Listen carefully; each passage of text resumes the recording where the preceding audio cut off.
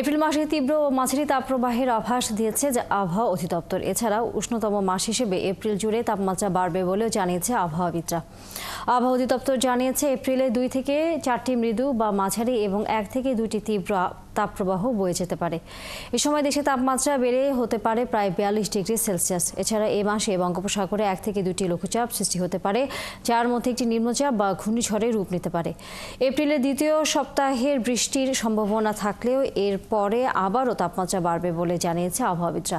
এছাড়া আগামী 24 ঘন্টার সিলেট, ময়মনসিংহ এলাকায় বৃষ্টিপাতের সম্ভাবনা রয়েছে। আর রাজশাহী, দিনাজপুর, সৈয়দপুর, চুয়াডাঙ্গা জেলার উপর দিয়ে মৃদু তাপপ্রবাহ বইছে বলেও জানায় আবহাওয়া অধিদপ্তর। আমাদের যে জলবায়ুগত বৈশিষ্ট্য, সে বৈশিষ্ট্য অনুসারে আমরা দেখছি যে এপ্রিল মাসটা আমাদের উষ্ণতম মাস। মার্চ, এপ্রিল, মে এই 3 মাসটা তো গ্রীষ্মকালের সূত্রপাত, মানে বর্ষা আমাদের শীতকালকে ফেব্রুয়ারিতে শীতেরটা শেষ হয়ে যায় এবং মার্চ থেকে ট্রানজিশন হতে মূলত এপ্রিল এবং মে মাসটা উষ্ণতম মাস। এপ্রিল মাসটা উষ্ণতম মাস। তবে যেহেতু বৃষ্টিপাত যখন কম হয় তখন কিন্তু তাপমাত্রা আগে থেকে শুরু হয়।